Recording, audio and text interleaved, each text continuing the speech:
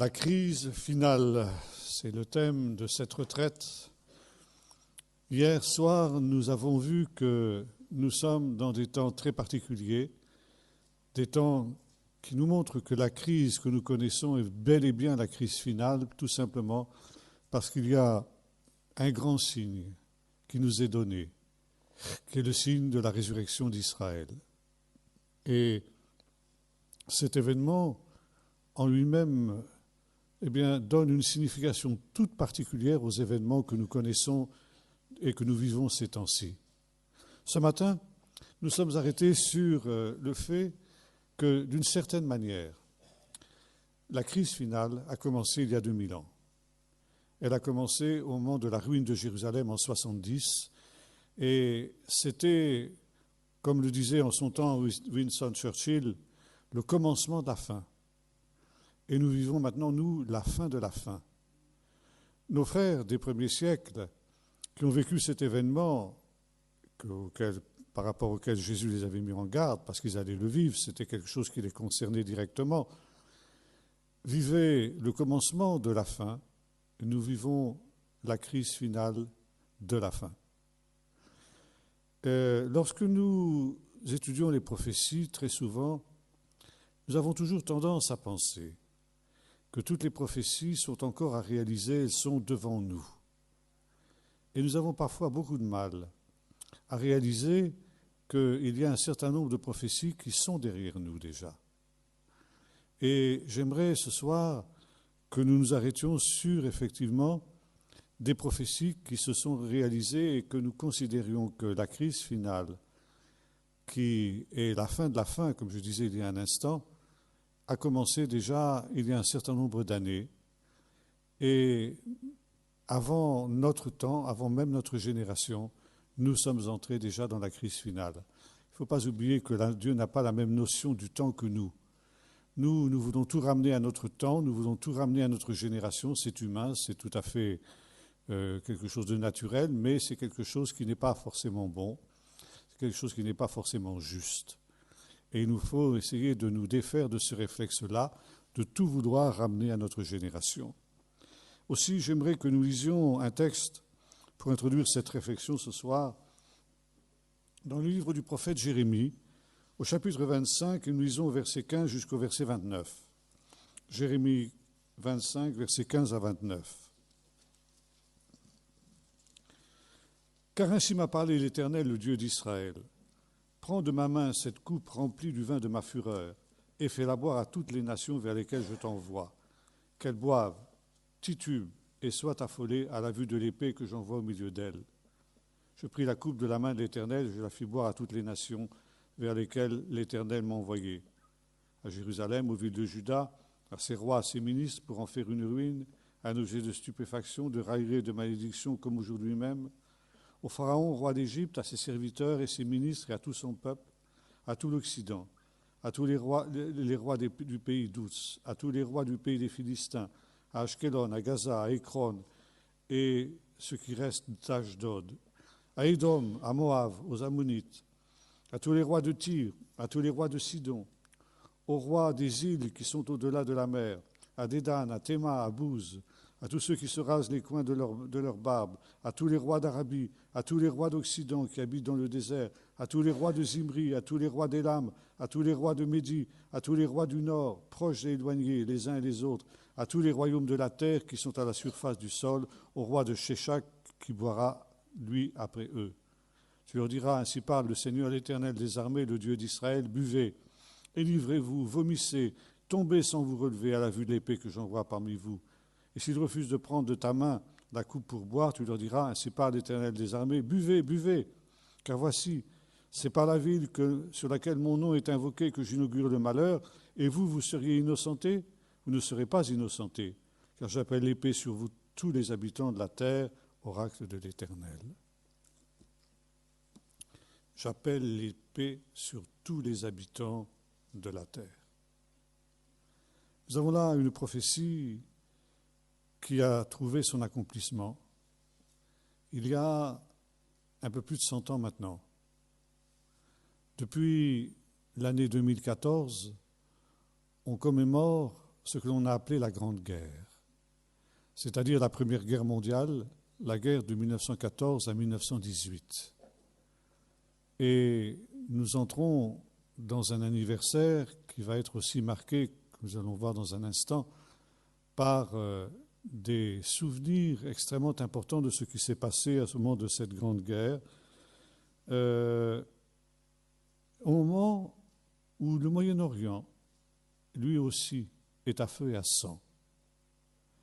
Et ce n'est pas un hasard s'il y a à la fois le souvenir d'un monde qui a été marqué par cette terrible guerre que fut la Grande Guerre, et en même temps le Moyen-Orient qui se trouve lui aussi dans une situation extrêmement délicate et difficile. Nos grands-parents, arrière-grands-parents, qui ont vécu cette Première Guerre mondiale, le faisaient avec l'espérance, la certitude, je dirais même, que cette guerre était la dernière des dernières. On appelait ça, en langage un peu familier, la der des der.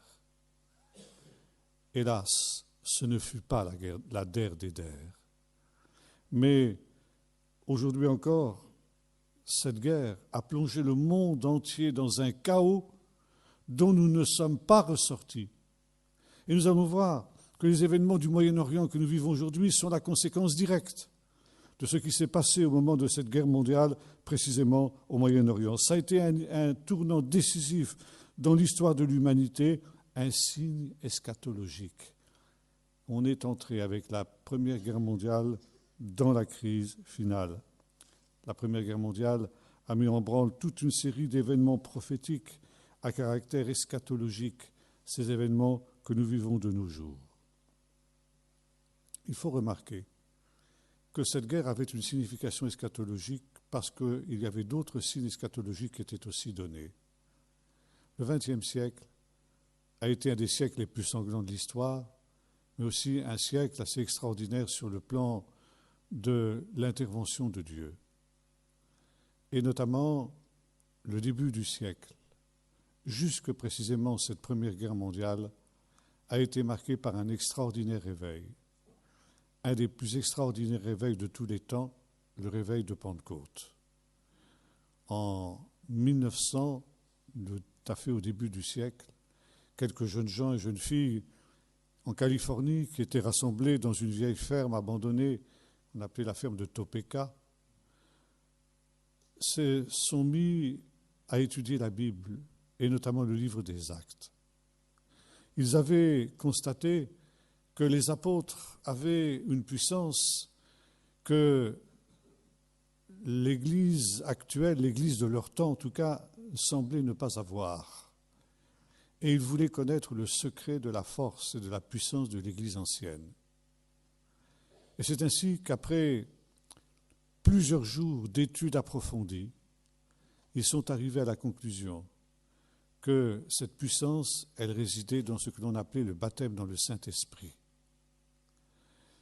Le problème était le suivant, le baptême dans le Saint-Esprit, qu'est-ce que c'est au juste?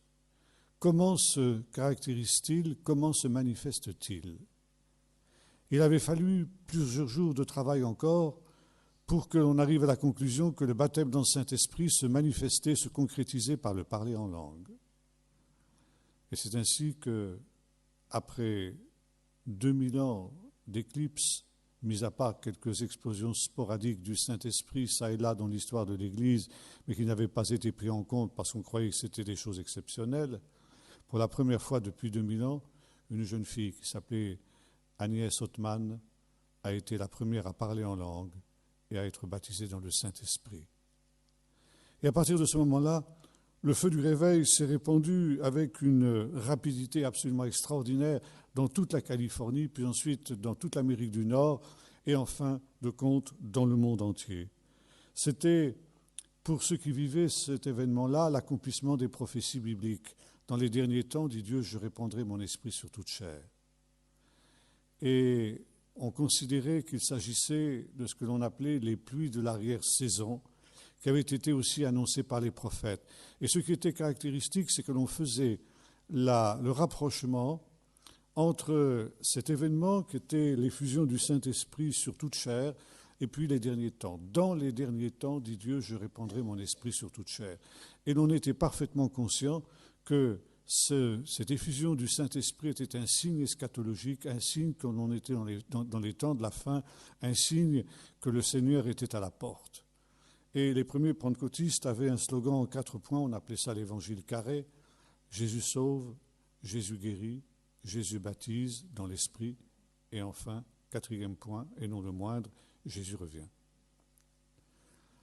Il est intéressant de constater que ce réveil a été rejeté par les églises historiques dans un premier temps, puis ensuite il a été accepté, mais que c'était quelque chose qui amenait des multitudes à se tourner vers le Seigneur avec des signes prodigieux, des signes miraculeux qui se produisaient d'une manière pratiquement ininterrompue un peu partout dans le monde. Et c'est ainsi que très vite les premiers pentecôtistes ont éprouvé le besoin de se structurer à l'échelon de leur continent d'une part et ensuite à l'échelon mondial. Et des conférences mondiales de Pentecôte ont été organisées dans les premières années du XXe siècle, ainsi que des conférences européennes. Et je voudrais ici citer en particulier une conférence européenne qui avait eu lieu en Scandinavie. Je ne me souviens plus si c'était à Stockholm ou à Oslo, peu importe, et qui a été marquée par un événement assez extraordinaire. Alors que tous les représentants de la Pentecôte européenne étaient rassemblés dans cette grande convention du continent, quelqu'un s'est levé et a donné une prophétie. Je ne vais pas vous la citer mot à mot, mais je vais vous en donner la substance. Cette prophétie disait ceci: ce réveil qui a été suscité par Dieu est bel et bien le réveil de la fin. Et Dieu a voulu le répandre sur son Église. Dieu a voulu le répandre sur le monde entier. Mais toute une partie de l'Église et toute une partie du monde s'est opposée à la manifestation de la gloire de Dieu. Et c'est pourquoi, maintenant, après un temps de patience que Dieu a donné, on était en 1911, n'est-ce pas? Après un temps de patience qui a été donné par le Seigneur, Dieu maintenant va envoyer ses jugements.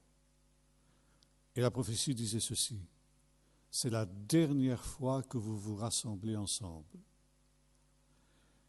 Il va y avoir des événements tels que pendant des années, vous ne pourrez plus vous rencontrer.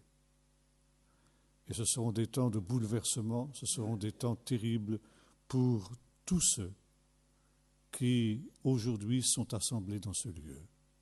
1911. 1914, la Première Guerre mondiale éclatait. Et de fait, entre ces différents pays européens qui s'étaient rassemblés dans cette grande réunion de Scandinavie, il n'y avait plus que des divisions qui n'étaient pas leur fait, qui étaient le fait tout simplement que les différents pays auxquels ils appartenaient étaient en guerre. Par conséquent, la prophétie avait annoncé que la Première Guerre mondiale serait le premier des grands jugements de Dieu, le premier des grands jugements de la fin. Il y a un autre élément qui nous permet de conclure aussi de la même manière. C'était le ministère d'un homme très particulier, d'un pasteur très particulier, qui s'appelait William Eshler. William Eshler était né en Inde, auprès de l'Himalaya, où son père était missionnaire, et son père était un homme qui aimait beaucoup le peuple d'Israël, et qui a transmis à son fils, le jeune William, ce même amour pour le peuple d'Israël. La famille Eshler était une famille qui était à la fois originaire de Grande-Bretagne et en même temps d'Allemagne, de Prusse. Et les enfants du couple Eshler avaient la double nationalité anglaise et prussienne. Du côté britannique, la famille Echler était même apparentée avec la reine Victoria. Donc c'était des gens qui faisaient partie de l'aristocratie britannique. Et lorsque son père est rentré en Angleterre, après son séjour en Inde, le jeune William Echler s'est lancé à corps perdu dans l'étude des prophéties. Lui-même est devenu pasteur de l'église anglicane, qui était l'église officielle de l'Angleterre à cette période-là. Et il s'est très vite caractérisé par le goût qu'il avait pour l'étude des prophéties qui concernaient le rétablissement d'Israël. Et très vite, en étudiant ces prophéties, William Echler est arrivé à la conclusion que le temps de la rédemption d'Israël était proche. Et notamment par l'étude des prophéties de Daniel et notamment la prophétie des semaines, les différents chiffres qui sont donnés par le prophète dans différents endroits de sa prophétie, il était arrivé à la conclusion que le début de la rédemption aurait lieu dans l'année 1897. Et il attendait avec impatience cette année fatidique où, selon lui, Dieu allait susciter un nouveau Moïse qui allait rassembler le peuple dans la patrie ancestrale, la patrie de ses pères. William Echler était un vieux garçon, il ne s'est jamais marié. Il était le type même du célibataire endurci anglais, avec toutes les excentricités qui étaient les siennes. Et pour vous donner un exemple, il estimait que c'était une corvée difficile pour un homme seul que de mépriser des chaussettes. Alors, porter des chaussettes, ça le gênait. Il avait trouvé qu'il y avait un moyen beaucoup plus commode de tenir ses pieds au chaud, ce qui n'est pas d'ailleurs tout à fait faux. C'était d'envelopper ses pieds dans de vieux journaux. Et c'est ainsi qu'il se présentait devant la reine Victoria, avec ses pieds enveloppés dans des vieux journaux, dans des chaussures. C'est un incident qui vous donne la dimension du personnage. Mais du fait de ses accointances avec les plus hautes personnalités de l'État, William Echler a occupé des postes très importants, et notamment des postes dans les ambassades. Et comme il était bilingue, il était à la fois anglophone et germanophone, il avait été envoyé en mission en Prusse, où il était devenu précepteur du grand-duc Frédéric de Bade, qui était lui-même l'oncle du Kaiser Guillaume II. Et William Echler avait l'occasion de prêcher devant toutes les têtes couronnées d'Europe, pratiquement. Il avait toutes les portes ouvertes et il avait l'occasion de prêcher devant tous ces nobles qui faisaient l'aristocratie européenne de l'époque. Et chaque fois qu'il avait l'occasion de prêcher devant des têtes couronnées, il ne manquait jamais de parler d'Israël. Et il disait ceci: nous sommes dans les temps de la fin. Dieu va maintenant préparer le chemin du retour de son Fils Jésus, et il va le faire en rassemblant le peuple d'Israël dans sa patrie. Or, il est écrit dans les prophéties, notamment les prophéties d'Ésaïe, que les rois des nations porteront les enfants d'Israël sur leurs épaules pour les ramener dans leur pays avec leur argent et leur or. Mais Seigneur, vous êtes aujourd'hui les rois de ces nations. Et notamment, il y avait deux nations qu'il estimait être des nations privilégiées, parce que c'était des nations protestantes, c'était la Grande-Bretagne et la Prusse. Et il disait aussi bien aux lords britanniques qu'à la noblesse prussienne, il disait: Dieu vous a choisi. Dieu a choisi vos deux nations pour qu'elles accomplissent ces prophéties. C'est à vous de prendre l'initiative. Quand le temps viendra, quand le nouveau Moïse se lèvera, il faudra que vous preniez l'initiative de ramener les enfants d'Israël dans leur pays, vous fassiez tous vos efforts. Et si vous le faites, Dieu vous bénira, selon qu'il est écrit: je bénirai ceux qui te béniront, mais je maudirai ceux qui te maudiront. Évidemment, ce genre de discours ne faisait pas l'unanimité.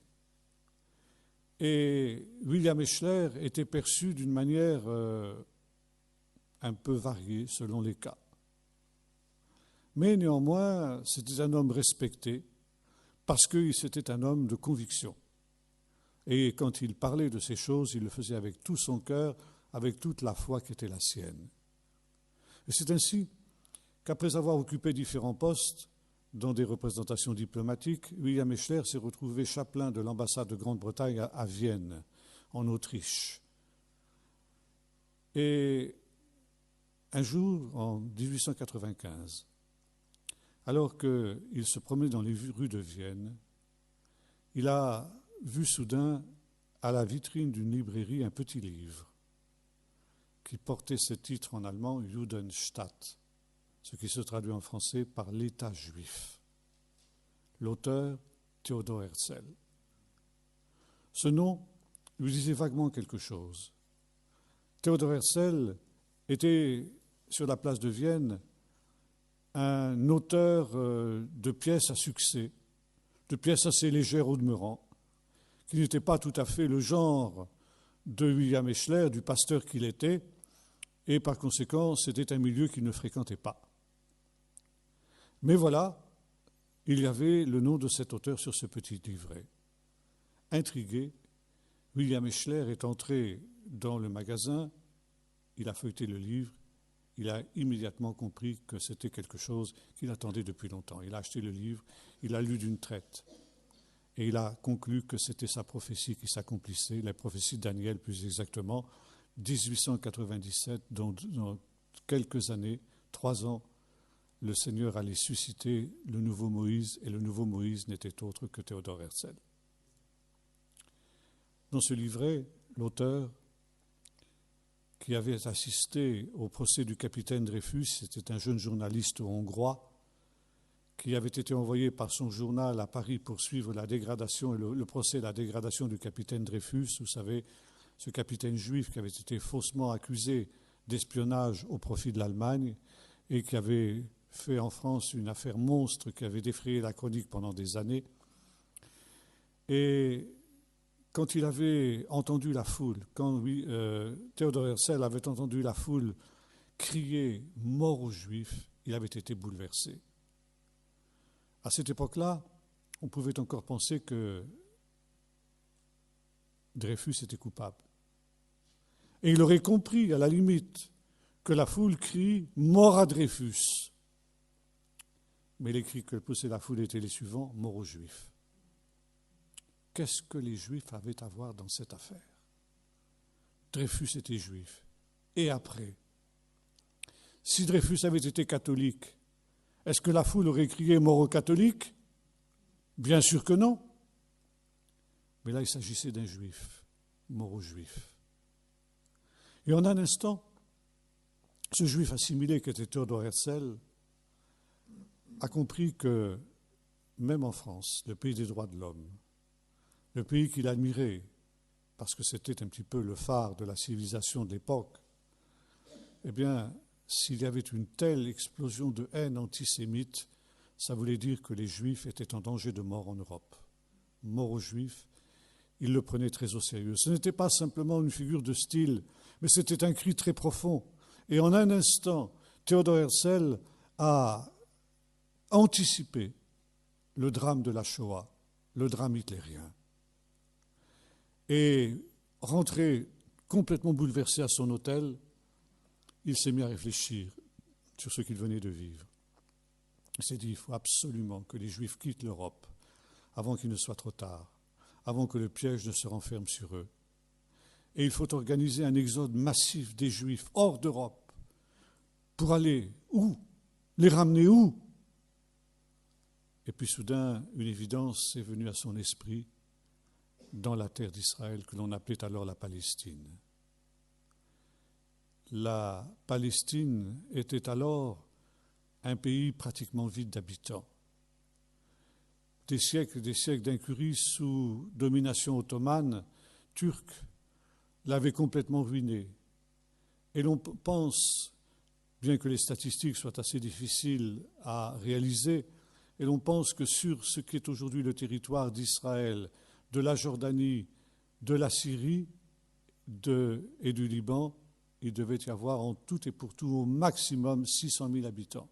dont la plupart étaient des nomades qui passaient d'un pays à l'autre, puisqu'il n'y avait pas de frontières à cette époque-là. Tout cela, ça faisait partie de l'Empire ottoman. Il n'y avait pas d'État palestinien, évidemment. Il n'y a jamais eu d'État palestinien. C'est un mythe que l'on veut vous faire croire.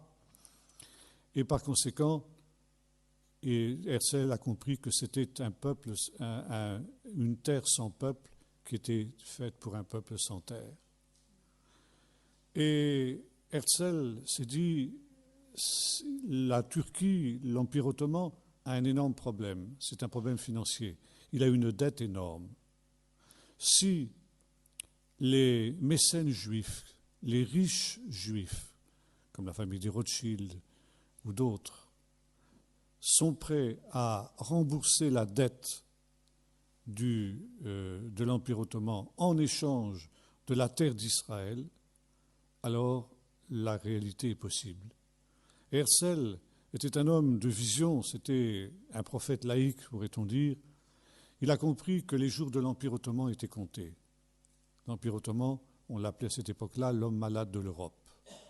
Et il a compris que le temps était peut-être venu pour le peuple d'Israël, au moment où l'Empire ottoman allait être démembré, de faire valoir ses droits historiques sur la terre d'Israël, comprenant que c'était une occasion unique qui ne se reproduirait peut-être plus avant des siècles. Et ça a été son génie. Et à la suite de cette vision intérieure qu'il avait eue, il a écrit ce petit livre qui est tombé entre les mains de William Eshler, dont nous parlions tout à l'heure, l'État juif, dans lequel il invitait tous les juifs à se rassembler pour créer une sorte de gouvernement juif en exil, pour demander, avec l'aide des nations, de pouvoir rétablir un foyer national juif en Palestine et par conséquent un État juif, d'où le nom de Judenstaat, l'État juif. C'était une folie humainement parlant. Qu'était-il? Un petit journaliste, sans le sou, sans connaissance, sans moyens, sans rien. Et il avait cette idée complètement folle de créer cet État. D'ailleurs, son entourage, quand il a commencé à en parler, a pensé qu'il était fou et l'a envoyé voir un psychiatre juif, bien entendu. Ce psychiatre se nommait Max Nordau. Et après la deuxième consultation avec ce psychiatre, c'est le psychiatre qui s'est converti au sionisme. Ça, c'était Theodor Herzl lui-même. Et c'est là qu'est intervenu William Eshler. William Eshler, quand il a lu ce petit livre, s'est dit, ça, c'est le nouveau Moïse dont j'ai parlé. Il a demandé rendez-vous avec le docteur Herzl, qu'il a reçu, et vous savez, William Eshler, c'était un homme qui était tout d'une pièce. Et dès qu'il s'est trouvé en présence de Theodor Herzl, il lui a dit, vous êtes l'homme de Dieu que Dieu a suscité. Vous réussirez, Dieu est avec vous. Et voilà, j'ai parlé de vous à toutes les têtes couronnées d'Europe depuis des années et des années. Et parce que vous êtes quelqu'un qui ne croyait pas en Dieu, Dieu est avec vous. Et on ne pourra pas dire que c'est parce que c'est votre foi qui vous a conduit à cela, mais c'est la main de Dieu qui est avec vous. Je me mets à votre disposition, considérez-moi comme mobilisable 24 heures sur 24. Et c'est ainsi qu'est née entre les deux hommes une amitié qui ne s'est jamais brisée, qui a toujours resté une amitié forte.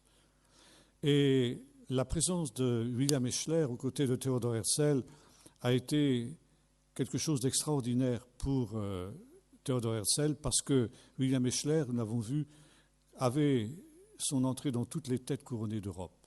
Il a commencé à faire rencontrer à Theodor Herzl l'oncle du Kaiser, Frédéric de Bade, puis ensuite le Kaiser lui-même. Et en 1897, l'année fatidique que les prophéties de Daniel lui avaient révélée, Theodor Herzl avait organisé à Bâle le premier congrès sioniste où il posait les bases d'un gouvernement en exil. Et là, bien sûr, Eshler était là, et ont été posées les bases de ce qui devait devenir l'État juif, de telle sorte que Theodor Herzl pouvait écrire dans son journal intime, après ce congrès mémorable, dont nous fêtons justement le jubilé aussi cette année, 1897-2017, c'est une date historique. Il écrivait ceci: « À Bâle, j'ai fondé l'État juif. Si je disais cela aujourd'hui, tout le monde se moquerait de moi, me prendrait pour un fou.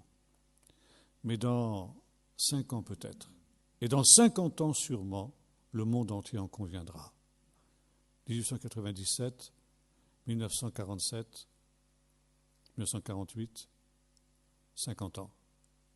Herzl ne s'est pas trompé de beaucoup. Il était un bon prophète.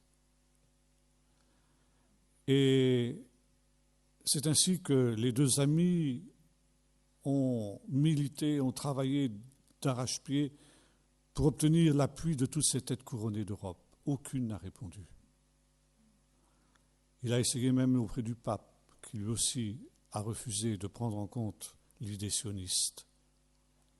Et finalement, épuisé par le travail qu'il s'était donné, par la peine qu'il s'était donnée, Theodor Herzl a fini par mourir en pleine jeunesse, à l'âge de 44 ans. William Eschler est resté seul et il a continué son travail avec le successeur de Theodor Herzl qui se nommait Wolfson. L'idée était en marche. Bien que le fondateur soit mort, l'idée sioniste était en marche et rien ne pouvait plus l'arrêter, même s'il y avait des oppositions de la part des nations. Et c'est ce fameux Wolfson, successeur de Herzl, qui racontait comment, dans ces mêmes années 1911, la même année que le fameux congrès d'Oslo dont je vous ai parlé tout à l'heure, le fameux congrès pentecôtiste, il a entendu William Eschler déclarer ceci: « Les nations se sont opposées au plan de Dieu. Dieu aurait voulu que la création de l'État d'Israël se fasse d'une manière paisible, pacifique, harmonieuse. Mais les nations n'ont pas voulu obéir au Seigneur, les nations n'ont pas voulu entrer dans le plan de Dieu, en particulier les deux grandes nations qui étaient la Prusse et la Grande-Bretagne. Alors, Dieu va envoyer ses jugements sur ces nations-là. Selon qu'il est écrit, je maudirai ceux qui te maudiront. Votre État naîtra. Mais pour cela, il faudra une guerre mondiale. J'enverrai l'épée chez tous les habitants de la terre, avons-nous lu tout à l'heure dans le texte de Jérémie. Et Wolfson disait, c'est la première fois que j'ai entendu cette expression dans la bouche de quelqu'un, une guerre mondiale. Cette expression devait être reprise de multiples reprises, mais c'était la première fois que quelqu'un employait cette expression. C'était une expression prophétique, une guerre mondiale. Et en effet, en 1914, cette guerre mondiale entrevue par William Eschler a éclaté. Elle a éclaté d'une manière qui est tout à fait surprenante, comme un coup de tonnerre dans un ciel bleu, qui a mis fin à ce que l'on a appelé la Belle Époque. Et il y a une autre coïncidence extraordinaire, c'est que la guerre a été déclarée le 1er août 1914. Et cette année, le 1er août 1914, coïncidait avec une fête que l'on appelle en hébreu le 9e jour du mois d'Av. C'est une fête austère, c'est une fête triste, c'est un jeûne complet de 24 heures. Parce que c'est le 9e jour du mois d'Av que le premier et le deuxième temple ont été détruits, le premier par les Babyloniens, le deuxième par les Romains, quelques centaines d'années plus tard. Et le 9e jour du mois d'Av a toujours été, dans l'histoire du peuple d'Israël, un jour extrêmement sombre. C'est aussi le jour où les Juifs ont dû quitter l'Espagne en 1492. C'est aussi ce jour-là qu'a eu lieu la chute du ghetto de Varsovie. Bref, il y a eu de nombreuses catastrophes pendant ce 9e jour du mois d'Av. Et le premier jour du mois d'Av correspondait avec la déclaration de la Première Guerre mondiale, le 1er août 1914. Les conséquences de la Première Guerre mondiale ont été énormes. L'effondrement des empires européens en particulier. Le bolchevisme qui s'est établi en Russie Et bien loin de résoudre les problèmes de l'Europe, la Première Guerre mondiale n'a fait que créer de nouveaux problèmes dont nous vivons encore. Et notamment, c'est ce qui a fait dire au grand missionnaire en Chine que fut Hudson Taylor que la Russie allait devenir le principal danger pour l'Europe. Il avait eu cette vision. Un jour qu'il priait, il avait vu une grande carte de l'Europe et il avait vu une tache noire qui se répandait sur la Russie. Et cette tache noire se répandait dans les pays avoisinants. Et il a compris que la Russie allait être un danger mortel pour l'Europe. Et le Seigneur lui disait de prier pour cela. Et quand il le faisait, soudain, les ténèbres se sont ôtées et une grande lumière est venue sur la Russie. Alors il était heureux, il s'est mis à louer le Seigneur. Et puis, pendant qu'il était dans cette louange, les ténèbres sont revenues. Et voyez-vous, cette vision d'Hudson Taylor, nous l'avons vécue. C'est à la fin de la Première Guerre mondiale, en 1917 très exactement, là aussi on va fêter le jubilé de l'établissement du bolchevisme, que la Russie est tombée entre les mains de cette puissance diabolique qu'était le communisme, qui l'a servi pendant 70 ans. Et puis au bout de 70 ans, le temps de l'exil de Babylone, c'est très intéressant, là aussi il y a une coïncidence étonnante, eh bien la puissance bolchevique s'est écroulée et actuellement c'est un temps au contraire de bénédiction pour la Russie, mais pour combien de temps encore? Ça nous en parlerons quand nous parlerons de la guerre de Gog.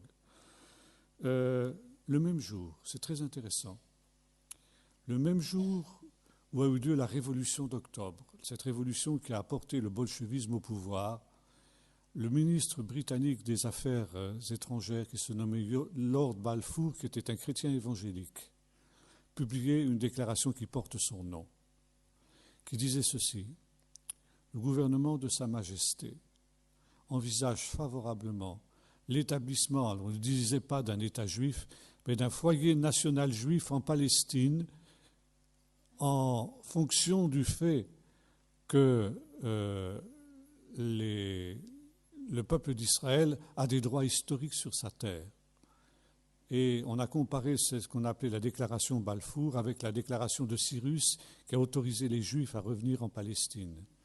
Et c'était pour la première fois la première victoire du sionisme depuis la mort de Théodore Herzl.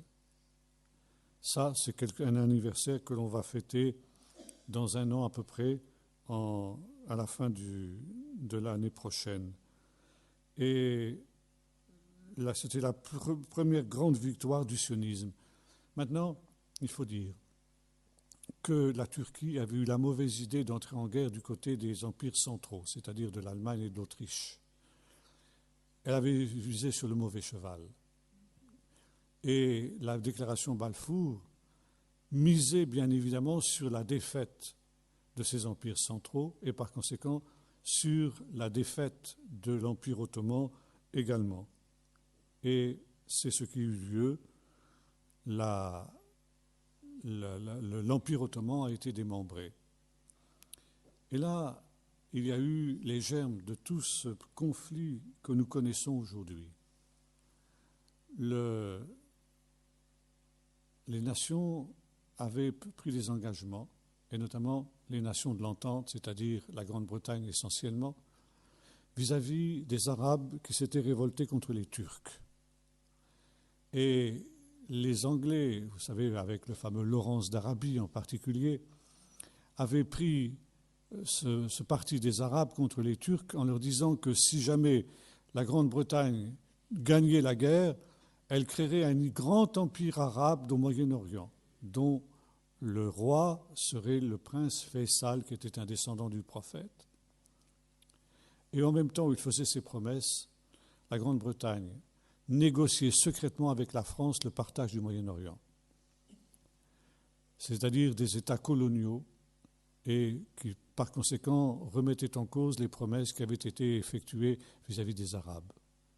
Il est à noter que lorsque les Arabes ont reçu ces promesses des Britanniques, ils ont accepté la création d'un foyer national juif en Palestine. Et il y a eu des accords entre le prince Faisal et puis le représentant de l'agence juive de l'époque, du congressionniste mondial, qui était M. Chaim Weizmann. Mais Laurence d'Arabie, qui avait eu vent des accords secrets qui étaient passés entre la France et la Grande-Bretagne pour le partage du Moyen-Orient, c'est-à-dire la France devait s'emparer de la Syrie et du Liban, tandis que la Grande-Bretagne devait avoir le reste, dont la Palestine en particulier. Et Laurence d'Arabie se doutait bien qu'il y avait quelque chose qui se tramait secrètement et avait fait une clause suspensive. Et de fait, après la guerre, le prince Faisal est arrivé à un stade où il a été chassé de son trône et il a compris qu'il avait été trompé par les Anglais. Et ça a été le début des troubles du Moyen-Orient, notamment de la première guerre, enfin des guerres entre Israël et les États arabes environnants. Je voudrais évoquer toujours, dans ce qui concerne cette Première Guerre mondiale, d'autres coïncidences tout à fait étonnantes. La guerre s'était propagée au Moyen-Orient, et notamment sur le canal de Suez. Et pendant des mois et des mois, les Britanniques ont été bloqués sur le canal de Suez jusqu'au moment où ils ont réussi la percée avec le général Allenby. Ils ont traversé le Sinaï, pris Beersheba, et de là remonté en direction de Jérusalem. Et Jérusalem a été libérée, comme je le disais hier, le 24 décembre 1917, c'est-à-dire la veille de Noël. Mais autre coïncidence extraordinaire, qui d'ailleurs est la même coïncidence que celle que nous connaissons cette année, c'est que cette date du 24 décembre était aussi la date du premier jour d'une fête juive qu'on appelle la fête des Lumières ou la fête de Hanouka. C'est-à-dire une fête au cours de laquelle les Juifs ont réussi à se libérer du joug des Grecs qui s'étaient emparés de Jérusalem et qui avaient interdit le culte de Dieu, qui avaient imposé le culte des idoles grecques. Et cette fête, elle est célébrée d'année en année, et cette année aussi, le 24 décembre dernier, la veille de Noël, coïncidait avec le premier jour de Hanouka. C'est-à-dire le jour de la libération. C'était un symbole d'une libération. Et 400 ans de domination ottomane prenaient fin ce jour-là. Comme il est écrit, que l'on a lu ce matin, tes descendants seront asservis pendant 400 ans à une nation qui les opprimera. Hanouka est une annonce de l'ère messianique. C'est la fin de la souveraineté musulmane sur Jérusalem. Depuis les croisades, les chrétiens n'avaient jamais eu la souveraineté sur Jérusalem et cela revenait. Et le premier gouverneur britannique, le premier haut gouverneur britannique, était un homme qui était un juif. Il s'appelait Sir Herbert Samuel. Et la première chose qu'il a faite quand il a pris son poste, ça a été de se rendre dans un culte de la synagogue. Et ce Shabbat-là, la lecture du jour était tirée d'Ésaïe 40, « Consolez, consolez mon peuple, dit votre Dieu. Criez au cœur de Jérusalem que sa servitude est finie, que son temps de guerre est achevé, qu'elle a reçu de la main de l'Éternel au double de tous ses péchés. » Et il y avait une vieille dame dont j'ai eu l'occasion de lire le témoignage, qui avait assisté à cette rencontre mémorable et qui dit qu'il y avait une telle atmosphère que l'on avait l'impression que le Saint-Esprit était présent dans cette synagogue quand Sir Herbert Samuel a fait lui-même la lecture de ce texte-là. Pour terminer avec le général Allenby, après avoir conquis Jérusalem, il est remonté en direction de Damas. Et là, on a tenté de lui barrer le chemin à Megiddo, l'Armageddon biblique. Et une des plus grandes batailles pour la libération de la Palestine a été cette fameuse bataille de Megiddo en 1917. Et après la guerre, lorsque le roi d'Angleterre a anobli le général Allenby, lui a demandé quel titre il voulait porter. Vous savez, c'est comme ça que ça se passe en Grande-Bretagne. Quand un homme est anobli, il choisit lui-même le titre qu'il veut porter. Il a répondu, le général Allenby a répondu « Sir Allenby of Megiddo ». Pour lui, la bataille de Megiddo était la plus grande victoire de toute sa carrière. Et voyez-vous ici, il y a tout un ensemble de coïncidences qui nous montrent que ces événements n'étaient pas des événements anodins, ce n'était pas quelque chose de banal, c'était quelque chose qui avait une signification prophétique et qui avait une signification eschatologique. Et dernier point dans ce domaine-là, la guerre a pris fin le 11 novembre, c'est-à-dire le 11-11-1918 à 11 heures. Est-ce que ce n'était pas un signe que nous étions entrés dans la 11e heure de l'histoire? Voyez-vous, toutes ces coïncidences sont là pour attirer notre attention sur ce caractère prophétique de ce qu'a été la Première Guerre mondiale. Et maintenant, je voudrais évoquer brièvement ce qu'ont été les conséquences de cette Première Guerre mondiale. D'abord, sur un plan général, exactement comme nous dit le livre de l'Apocalypse, il y a eu des fléaux qui ont envahi le monde entier. C'était la première fois, comme l'avait bien noté William Eschler, qu'il y avait une guerre mondiale. Des millions de morts ont eu lieu dans cette horrible guerre. Des millions de morts qui se sont répandus sur toute la planète. C'était véritablement une guerre mondiale, un jugement de Dieu mondial. Or, alors que, comme l'avait dit la prophétie d'Oslo dont je vous parlais tout à l'heure, c'était un jugement de Dieu pour appeler les hommes à la repentance et pour accepter le réveil de Pentecôte, ce fut l'inverse qui se produisit. Comme le dit le livre de l'Apocalypse, en face des fléaux que Dieu a envoyés, les hommes ne se repentirent pas de leurs mauvaises œuvres, mais ils blasphémèrent Dieu qui avait envoyé ces fléaux. Et après la Première Guerre mondiale, il y a eu une soif de jouissance, une déchristianisation. La déchristianisation de l'Europe a commencé à partir de ce moment-là. Et il y a eu une explosion d'immoralité et d'incrédulité qui a contribué à cette déchristianisation de l'Europe. Et c'est le grand docteur de la Pentecôte, qui se nommait Donald G., qui avait vécu l'avant et l'après. Il avait vécu les toutes premières années du réveil de Pentecôte, et il en avait vécu aussi il avait vécu l'après-guerre. Et lui, qui évidemment avait des moyens, des repères que nous n'avons plus, puisque aucun d'entre nous, évidemment, ici, n'est né avant la Première Guerre mondiale, et par conséquent, nous ne pouvons pas faire la comparaison. Mais dans son livre « Le feu de la Pentecôte au XXe siècle », il raconte qu'après la Première Guerre mondiale, le réveil de Pentecôte n'a plus jamais été ce qu'il avait été. Il a perdu énormément de sa puissance. Alors évidemment, nous ne nous en rendons pas compte. C'était encore puissant, mais ça n'avait plus la même puissance que les premières années. Et c'était un tournant qui s'était produit. Et en même temps, les choses n'ont plus jamais été comme avant, aussi bien spirituellement que moralement, dans l'Église et en dehors de l'Église, dans le monde entier. En fait, la Première Guerre mondiale était aussi une guerre qui a été une guerre inachevée. L'Allemagne s'est trouvée humiliée, écrasée, et les germes d'une deuxième guerre mondiale ont été semés à ce moment-là. Une guerre qui a dépassé en horreur tout ce qu'avait été la Première Guerre mondiale. Et pendant cette période qui séparait les deux guerres, la Grande-Bretagne a trahi Israël, a trahi la déclaration Balfour en particulier, et s'est retournée en faveur des Arabes.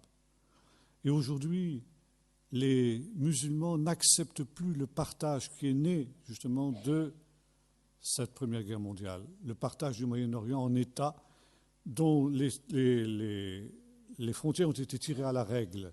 Si vous regardez une carte du Moyen-Orient, vous constaterez que les frontières de l'Irak, de la Syrie, de la Jordanie, de l'Égypte, de tous ces pays-là, elles sont rectilignes. Elles ont été tirées à la règle par des diplomates qui ne sont même pas rendus sur le terrain.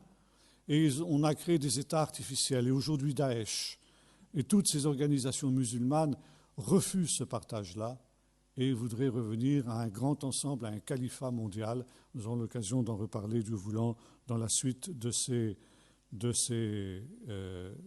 études. La Grande-Bretagne, pendant la Deuxième Guerre mondiale, a continué à trahir Israël. Et elle a refusé de donner un refuge aux rescapés des camps de la mort, les condamnant à une mort atroce. Ça veut dire que la Grande-Bretagne s'est comportée comme un allié objectif de Hitler pendant la Deuxième Guerre mondiale dans le domaine des Juifs. Et c'est la raison pour laquelle William Eschler, qui est, lui, à l'inverse de Theodor Herzl, est mort très âgé. Il est mort en 1935, juste après l'arrivée d'Hitler au pouvoir. Il a vu l'arrivée d'Hitler et il a pu déclarer ceci: votre État naîtra, mais pour cela, il faudra qu'une partie de votre peuple périsse dans une deuxième guerre mondiale. Et il en fut ainsi, malheureusement, mais aussi, malgré cette situation, l'État d'Israël a fini par naître. La Première Guerre mondiale a été donc une paix ratée, et le monde n'en a tiré absolument aucune leçon. Et si William Eschler vivait aujourd'hui selon la loi des cycles prophétiques que nous avons évoqués tout à l'heure, il dirait ceci: il y a eu 2 guerres mondiales qui ont été des jugements de Dieu. Et ces guerres mondiales, elles étaient des avertissements aussi de Dieu, des appels à la repentance. Et si l'entre-deux-guerres, la fin de la Première Guerre mondiale, a vu cette vague d'immoralité, d'incrédulité balayer l'Europe entière, que dire de ce qui s'est passé après la Deuxième Guerre mondiale? On est encore allé beaucoup plus loin. Et on est allé jusqu'en mai 68, où la génération justement de l'après-guerre, elle aussi, est entrée dans cette voie de l'apostasie qui a été annoncée aussi par les prophètes, apostasie sur laquelle nous aurons l'occasion de revenir aussi, Dieu voulant. Et il n'y a pas eu de repentance. Au contraire, il y a eu endurcissement, il y a eu apostasie.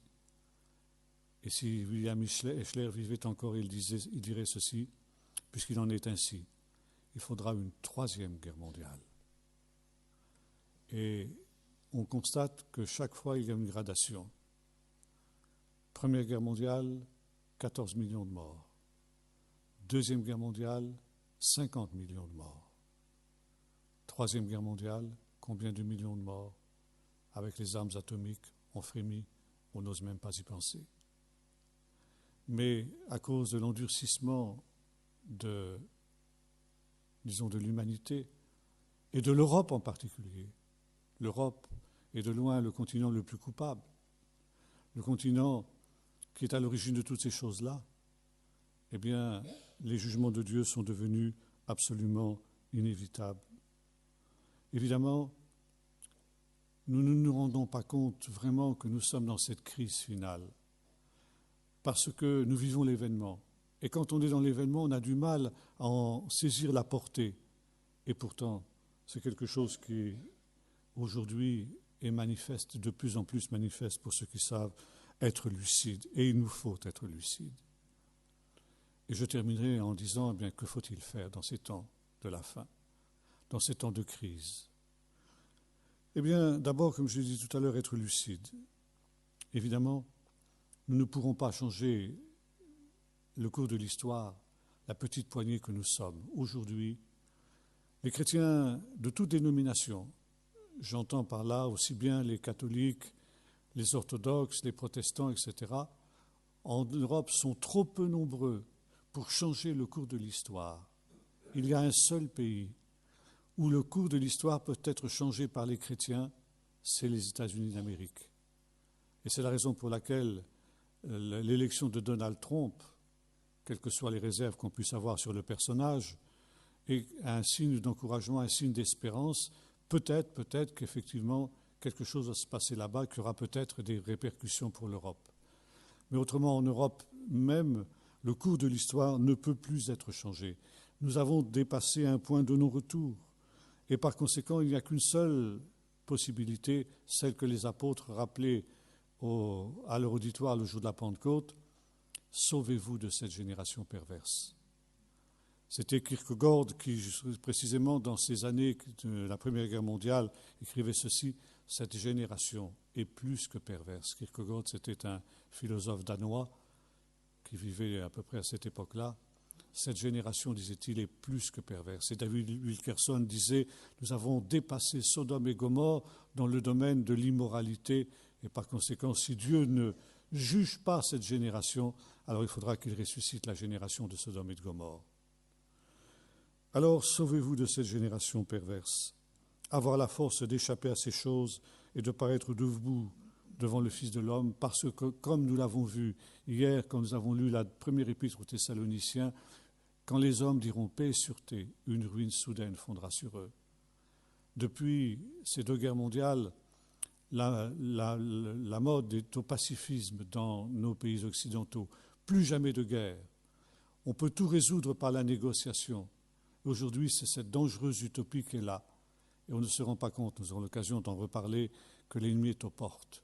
Que déjà, d'une certaine manière, la 3e guerre mondiale est commencée. Et que nous sommes dans une situation qui va aller en empirant parce que justement, il y a ces jugements de Dieu que nous avons évoqués. Par conséquent, sauvez-vous de cette génération perverse. Par conséquent, il faut avoir la force d'échapper à ces choses et de paraître debout devant le Fils de l'homme quand il viendra.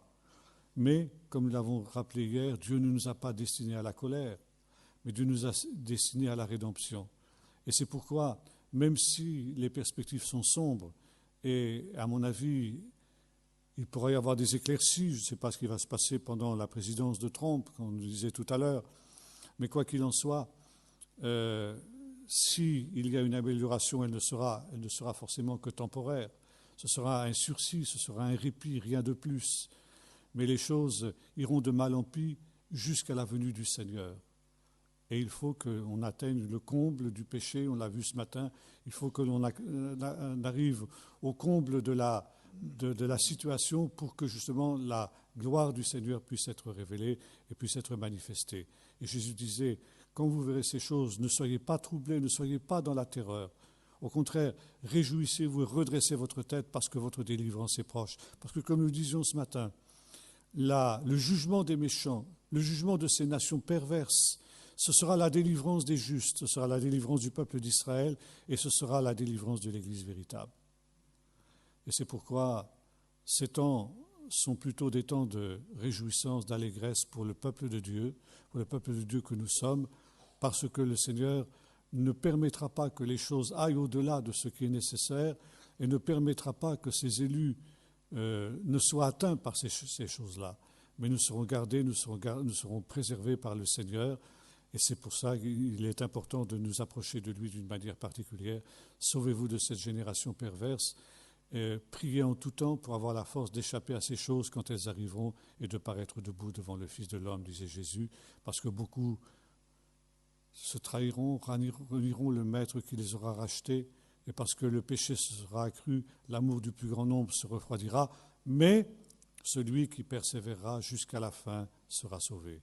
Que Dieu nous donne la force et la grâce de persévérer jusqu'à la fin, de ne pas nous relâcher, de ne pas nous laisser, comme disait l'apôtre Pierre, entraîner par l'égarement des impies, mais que nous puissions tenir notre fermeté jusqu'au bout pour pouvoir avoir part à ces choses glorieuses qui apparaîtront quand le Seigneur lui aussi apparaîtra dans sa gloire, ainsi qu'il l'a annoncé, qu'il l'a promis. Ça, c'est l'espérance qui est la nôtre, l'espérance du salut au dernier jour. Nous allons prier. Seigneur notre Dieu, tu ne veux pas que nous soyons dans l'ignorance des temps dans lesquels nous vivons. Et depuis longtemps, Seigneur, tu as parlé, tu as averti. Merci. Tu as envoyé, Seigneur, des hommes de Dieu pour nous donner la compréhension des événements que nous avons vécus. Ces événements, Seigneur, que les hommes n'ont pas su comprendre, n'ont pas su déchiffrer, alors qu'ils auraient dû le faire, alors que tu aurais voulu, Seigneur, qu'ils comprennent que c'était des jugements qui les poussaient à la repentance, et ils ont fait exactement l'inverse, s'enfonçant davantage dans le péché. Et nous le voyons encore aujourd'hui, Seigneur, plus les choses vont de mal en pis et plus les hommes avancent dans le mal, Seigneur, et l'endurcissement du cœur ne fait que gagner. Mais Seigneur, tu nous avais avertis de ces choses, c'est quelque chose qui doit se produire. Tu ne nous as pas caché que les choses seraient ainsi.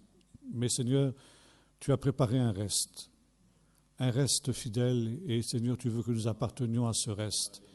Et ce reste, tu ne l'as pas destiné à la colère, mais tu l'as destiné au salut. Seigneur, nous te prions que nous soyons scellés comme ces fidèles qu'avait vu le prophète Ézéchiel et qu'avait vu Jean dans l'Apocalypse, que nous soyons scellés, Seigneur, pour pouvoir être mis à part.